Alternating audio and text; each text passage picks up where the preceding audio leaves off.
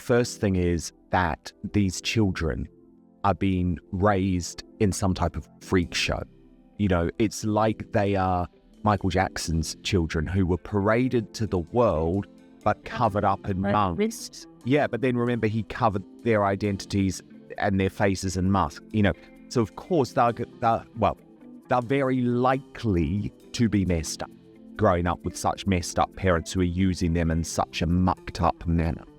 So that's the first thing I would say.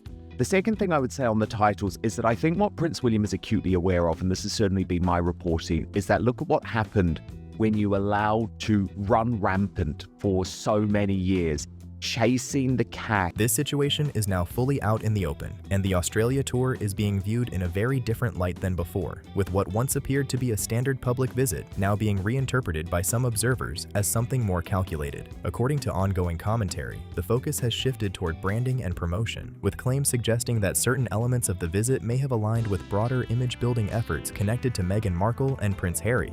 Attention has also turned toward products and ventures linked to Prince Archie of Sussex and Princess Lilibet of Sussex, with their names being referenced in ways that have raised questions among critics about how public identity and commercial activity intersect. The reaction has been particularly strong in Australia, where reports of public opinion and commentary suggest growing disapproval in certain segments, especially regarding how the visit was perceived. Some critics describe the atmosphere as tense and, at times, uncomfortable, which has only intensified the broader debate surrounding the couple's public image. And now, with new product-related discussions entering the spotlight, the situation continues to expand, drawing more attention and becoming increasingly difficult for observers to ignore. Harry and Meghan Markle's surrogacy scandal has entered the mainstream media domain. She was never pregnant at all.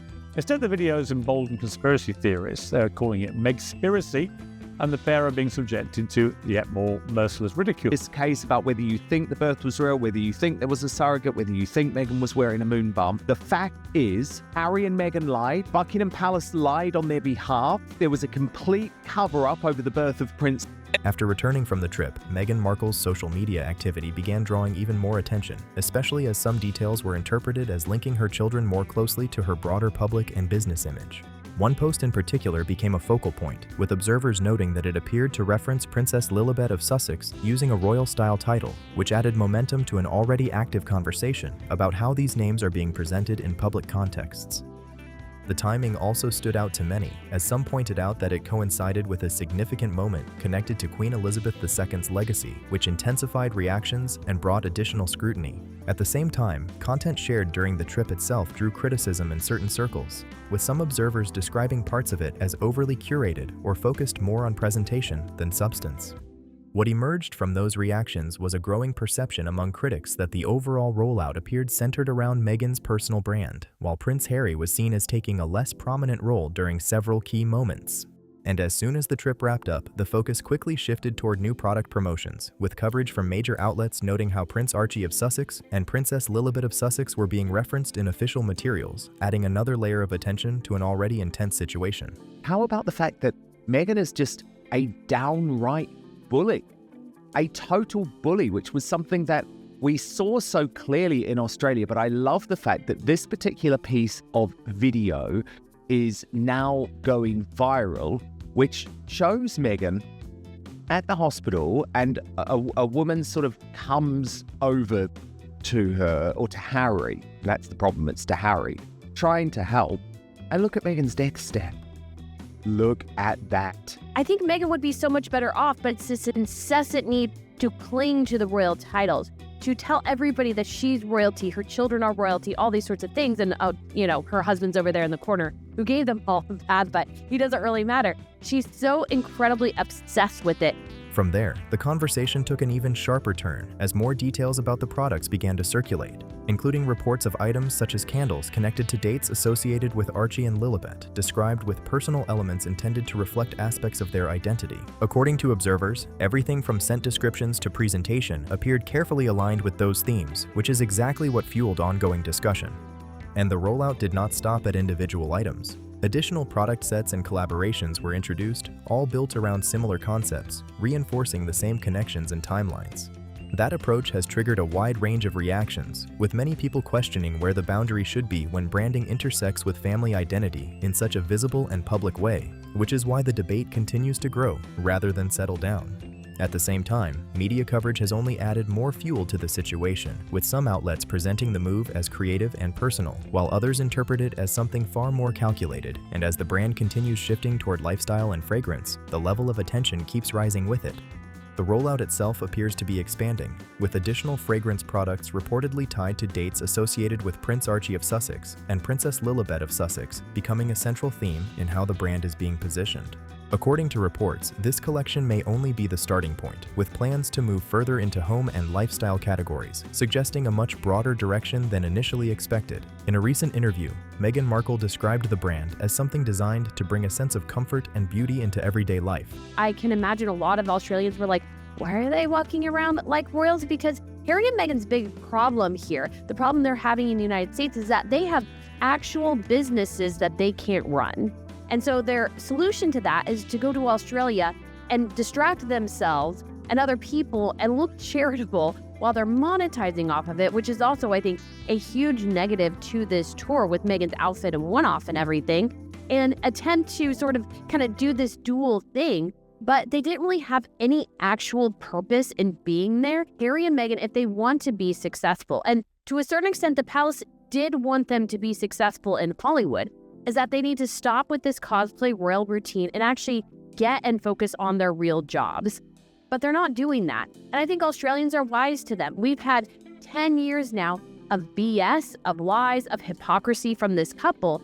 And the wool is not going to be covering our eyes anymore. We're well aware of who they are. Meghan's not fooling anyone at this point. Framing it as personal, adaptable, and meaningful across different roles and moments. However, the response has not been uniform. Online reactions show a clear divide, with some viewers seeing the move as a natural extension of creative growth, while others interpret it as part of a more deliberate strategy, which is exactly why the conversation continues to build rather than settle. There is also growing attention around how royal-linked branding is being used across digital platforms, which has led to new questions about how far those associations are being taken in a modern commercial context. At the same time, critics continue pointing back to the Australia trip, suggesting that it revealed tensions in public perception that have not faded and may now be becoming even more noticeable. One clip from the visit has begun circulating widely online, showing a brief interaction during a hospital appearance, and viewers have focused closely on Meghan Markle's reaction, with some interpreting it as tense or uncomfortable. That moment has been replayed repeatedly, with critics using it to support broader claims about how the trip was experienced and perceived. Alongside that, reactions to the product launch have continued to grow, with some commentators questioning the decision to connect high-end items so directly to Prince Archie of Sussex and Princess Lilibet of Sussex, particularly when royal-style titles appear as part of the presentation. Princess Lilibet Diana had been christened. Why would they use a title for their children that represents an institution they loathe so much? A lot of the royal watchers were complaining that they felt like her posts on social media where she barely shows the kids is almost taunting the king, who doesn't know these children, and how unfair this is. This crisis won't die down until the irrefutable truth comes out. And it is exactly this combination of visuals, branding, and timing that is keeping the conversation active, as different interpretations continue to shape how the situation is being viewed. Others have gone even further, criticizing the overall direction of the brand and pointing to what they see as a pattern of missteps in past releases. And what stands out is that the reaction is no longer limited to one audience or one region, but is spreading across different groups with increasing intensity. The response has been loud and consistent, with growing frustration over how these decisions are being perceived on a global level, especially as more clips, posts, and product details continue to surface and keep the conversation moving forward. One of the main criticisms gaining traction is the continued emphasis on royal connections, with many observers suggesting that this element is becoming central to the brand's identity rather than the products themselves. In that context, Meghan Markle is increasingly being associated with a strategy that relies heavily on those ties, which is exactly what keeps the debate active. If you create a good business, it should be just based around you having good ideas, creating good products. Meghan Markle does not have any ideas. She is not good at business. She can't create good products. And so she constantly has to mine her royal connections to try to make something work, and she's getting diminishing returns for it. And I think this latest collaboration, not only is it offensive, she's launching it the day after Queen Elizabeth's birthday and during this whole birthday week, But the whole thing is just absolutely disgusting placement, and to monetize her children in such a way is deplorable, especially after proclaiming so often the dangers of social media for children.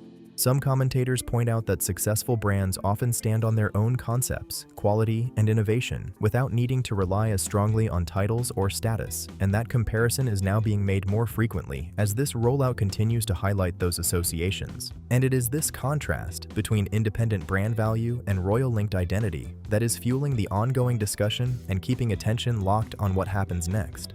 There is also growing frustration around the timing of everything, with some observers feeling that the launch overlaps with a significant moment connected to Queen Elizabeth II's legacy, which has made the situation feel even more sensitive. At the same time, the broader conversation has shifted toward consistency, as critics point out the contrast between earlier concerns about privacy and the current level of public exposure involving family-related elements. All of this is unfolding while public reflection on the Queen's life continues, adding an emotional layer to an already intense situation that is drawing strong reactions from multiple directions. The debate around how certain names are being used has reached a new level, with some She lives in a commentators $16 arguing million that moments tied mansion, to and royal she's a history Duchess of carry the a UK. different Her kind of children, she weight calls and them a prince and expectation. princess.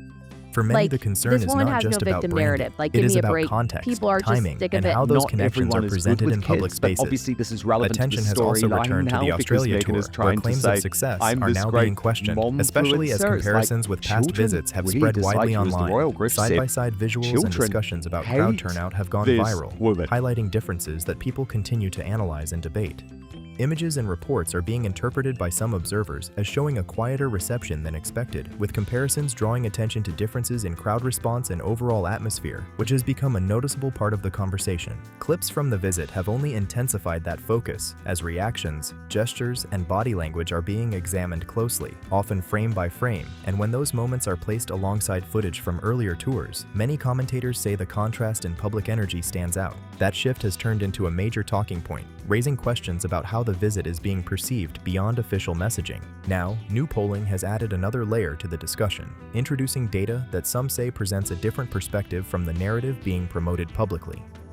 According to reports, the figures come from Roy Morgan, an independent research group with a long history of tracking public opinion across Australia. The survey itself included 1,767 Australians aged 18 and over, which gives it a broader base than smaller informal polls, and is why it has attracted attention in this context. From that perspective, the data is being used by commentators to highlight how public sentiment may be shifting, adding further momentum to an already active debate about perception, image, and how these events are being received. One detail stands out immediately because awareness of the visit was extremely high, with reports suggesting that more than 80% of adults in Australia were aware of it, meaning the tour clearly captured national attention. Of course, the moment she's back, the moment she's starting to push the products again, we get the big announcement from People magazine. Where else?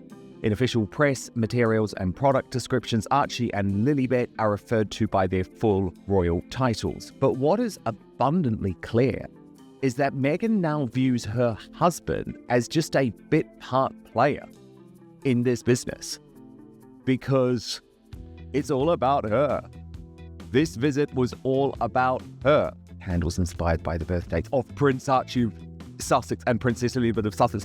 Look, I guess they've got to use the names, right? Because you're not going to have them for much longer. Trust me on that.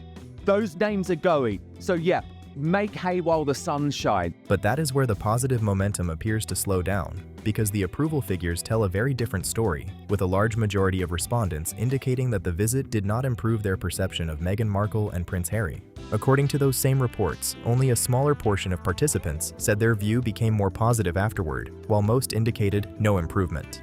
When asked about whether the trip helped repair relationships with the royal family, the response was again largely negative, and similar patterns appeared in questions about whether the visit changed how Meghan was viewed personally.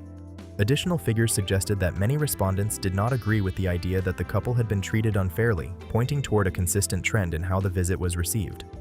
These are not narrow or unclear margins. They reflect a strong and repeated response across multiple questions, which is why the data has become such a central part of the discussion. And despite ongoing claims that the Australia tour was a success, these numbers are being interpreted by commentators as presenting a very different perspective, one that is becoming increasingly difficult to overlook as the debate continues. According to the same polling, a large majority of Australians were aware of the visit, followed it to some extent, and ultimately said it did not change their perception in a positive way, which is why these results are being taken seriously in the current discussion. While some supporters have pushed back against negative headlines, arguing that certain coverage may have been overly critical, a nationwide survey like this carries a different kind of weight because it reflects a broader sample of public opinion rather than isolated reactions. That is why the numbers are being referenced so frequently, because they suggest that the overall message of the tour did not land in the way it may have been intended for Meghan Markle and Prince Harry. And if the visit was meant to shape the tone for future appearances, especially with potential international plans being discussed, then it naturally leads to questions about whether the approach might need to be reconsidered. At the same time, there appears to be a broader shift in how audiences respond to public appearances like these. They're legally covering their butts. There's just too many unknowns. And then, of course, we have that the doctor that allegedly delivered Lily put her practice 2 weeks after giving birth to Lily or delivering Lily. That sentence there is missing. Even if Harry and Meghan right now are earning their own money, that well is drying up. You've got to take the ability for them to damage the royal family in the future away, and you've got to do that now. You've got to do it swiftly. People are paying closer attention, comparing actions with messaging, and expecting more than just surface-level moments. And according to many observers, that is where much of the criticism is coming from, with some suggesting that the tour felt more focused on presentation than on a clearly defined purpose, which continues to fuel the ongoing debate. At the same time, questions are being raised about overall direction, with some observers pointing out that without a clear and consistent foundation, even high-profile visits can struggle to connect in a meaningful way. And based on the reactions emerging now, there is a growing sense that this tour may end up being remembered less for its intended purpose and more for the response it generated. This has opened up a wider discussion about long-term strategy, particularly when it comes to balancing public image with tangible work and outcomes. Some commentators argue that if lasting success is the goal, then the focus may need to shift away from presentation alone and toward building something more consistent behind the scenes. Yeah, nobody set out to destroy you. You destroyed yourselves in this country with your ludicrous, hypocritical behaviour. Truth be told, what she just said is complete and utter garbage by the British media, the public, and the royal family that they've all now abandoned. That's the truth. Well, there's nothing to be proud of, as Meghan's mole put a full-on merch in her paychecks. The only reason she married Harry. Gross. And then this constant desire to lean into official royalty is back on the menu too, with Harry and Meghan's Spare reporting that the couple are now using Sussex.com. When did they start doing this? Sure feels like the Australia trip was coordinated, orchestrated, planned, and possibly funded by the palace. Now Meghan Markle is not only officially merching off her children, but their royal titles as well, to sell new, overpriced candles based and named after them. Not sure why anyone would want candles inspired by another person's children for Mother's Day. That seems like a very dumb idea. It's another horribly self-obsessed product from Meghan after a series of failed self-obsessed products. It's disgustingly narcissistic. In that context, Meghan Markle and Prince Harry are increasingly being discussed in terms of how their public image aligns with their broader efforts. Critics suggest that relying too heavily on image, status, and presentation may be becoming less effective, especially with audiences who are paying closer attention and comparing messaging with actions. After years of interviews, headlines, and public appearances, many people feel they have already formed a clear impression, and shifting that perception may now require more substantial and consistent steps, rather than continued emphasis on image alone. There is also growing frustration around messaging, especially when it appears out of sync with the lifestyle being presented, and that contrast is something audiences are picking up on quickly, leading to increased skepticism each time a new project or appearance is introduced. The expectation now feels more defined because people are looking for authenticity, clarity, and a sense of purpose that goes beyond surface-level storytelling.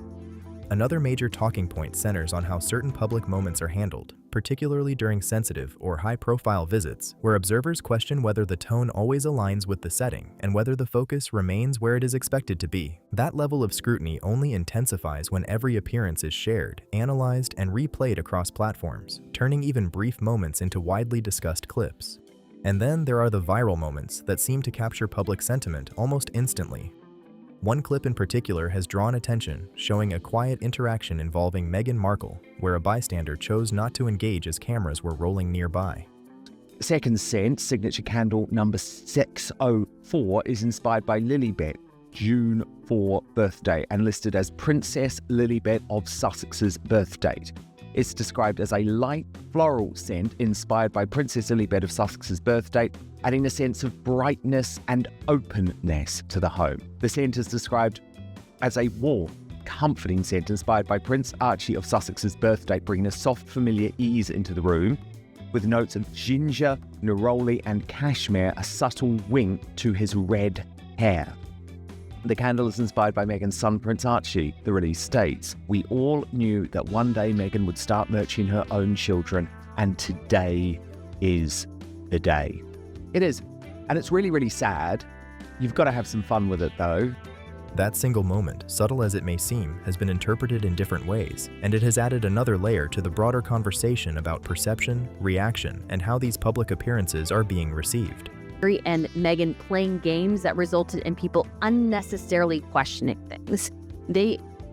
Every toxicity thing is result of them. And Meghan just thinks she's too wonderful to be left out of it. And she will win because she'll go to court if she keeps her title. I don't know, it's very hard. It's very hard to lose your title. But I do really hope that it's taken away. I mean, she's complained for over 6 years now. What a terrible time she had. She was nearly wanted to kill herself. She didn't want to live. Then what trying to get back in there somewhere. Nobody wants her. She's not going to listen to anything she's been told. That small moment has been interpreted by some as symbolic, representing what critics describe as a broader sense of disengagement that they believe shaped much of the tour, and when viewed alongside everything else, it contributes to a bigger picture that is still unfolding. At the same time, the direction of public opinion is becoming harder to ignore, especially as more footage, reactions, and analysis continue to surface, adding pressure for a possible shift in approach. Because right now, the gap between image and actual impact is what people keep coming back to. Moments from the visit are still being closely examined, and some of the most discussed clips highlight what observers describe as a noticeably subdued public response, including scenes where bystanders appear calm or indifferent as events unfold nearby. For many, those quiet reactions have come to represent a wider mood associated with the visit. And this is where the conversation expands further, because beyond individual moments, attention is also turning toward the overall scale and setup of the tour, which is now being analyzed as part of the same broader discussion surrounding perception and reception of Meghan Markle and Prince Harry. Including details like a motorcade that some critics felt did not match the level of public turnout, the discussion has continued to grow, especially as footage from the visit circulates widely online. Clips showing Meghan Markle and Prince Harry moving through city streets, waving as they pass through areas like Melbourne, Canberra, and Sydney, have been closely examined, with many observers pointing out the contrast between the scale of the presentation and the visible crowd response during certain moments. At the same time, comparisons to other members of the royal family have started gaining traction, particularly as similar types of appearances, gestures, and public interactions are placed side by side across social media. Whether it is the way events are staged, how moments are captured, or even smaller details during engagements, some commentators have highlighted parallels that have sparked ongoing debates about originality and intent. Another layer to the conversation involves those public interactions themselves, especially during scheduled appearances, where every movement is recorded and shared widely. That it just really kind of boggles the mind. I mean, just for titles, for example. So when Archie was first born, they said they didn't want him to have a title. He was going to be a private citizen. I was like, bravo, you understand. He's not going to be a working member of the royal family. He is going to have to live a normal life, get a normal job. That is fantastic. And then it came out later in the Oprah Winfrey interview. Well, they denied him a title and security because he is a mixed race child. And then it was kind of like, so you can't really put them into the Buckingham Palace and say, look, if you feel like doing any work, do it. And if you don't, because that's not going to be a way that Harry doesn't mind that, which is extraordinary. But it's not a way to do that. And I think if they're going to school and you leave them there with a title, Prince and Princess, they're going to get bullied. Some of those moments have drawn additional attention, with critics questioning whether certain actions appeared natural or more carefully planned, adding further scrutiny to a tour that is already being analyzed from multiple angles. There is also ongoing discussion about how different audiences responded during these encounters, particularly in more informal settings, where reactions appeared to vary, but the overall tone being shared online suggests a mix of curiosity, hesitation, and at times a noticeable distance from the level of excitement that might have been expected. All of these details continue to feed into a larger narrative forming around the tour, where perception, presentation, and public response are intersecting in real time. And with so much footage still being revisited and debated, those moments are keeping the conversation active. More clips from public appearances are continuing to circulate, and some of them are drawing strong reactions based on how interactions appear to unfold, quickly turning into widely discussed talking points across social media. The commentary surrounding these clips has been intense, with some observers suggesting that reactions in public environments can reflect the atmosphere of the moment, especially in unfamiliar or high-pressure situations. Others, however, point out that these kinds of moments can happen in any public setting and should not be overinterpreted, which is why the discussion remains divided as different perspectives continue to shape how the situation is being viewed, particularly in relation to Meghan Markle and Prince Harry. Particularly when cameras, crowds, and expectations are all in play at the same time, which is exactly why these moments tend to get amplified so quickly once they appear online. What is adding even more momentum to the debate is how frequently these clips are being shared and discussed, creating a broader narrative that becomes closely tied to public perception, with each new video building on the last and keeping the conversation active and at times more divided than ever. There is also a growing discussion about the role of children in public-facing projects and branding decisions, especially as attention increases around how family elements are being included in ventures connected to Meghan Markle and Prince Harry. As that focus grows, questions are being raised about boundaries, consent, and long-term impact. It's official, the Australia tour was all about selling, and yes, I did say the word selling, merching is not strong enough, the children. So-called Prince Archie, so-called Princess Lily. Now the Sussexes are openly defying Queen Elizabeth II by selling products named and based on these minors. It's completely disgusting, of course, but it's not a surprise given everything that we have seen. And it's not going to work either, as bombshell new polling shows that not just us internationally, but Australians themselves were completely disgusted by the bullying and toxic display that we saw down under last week.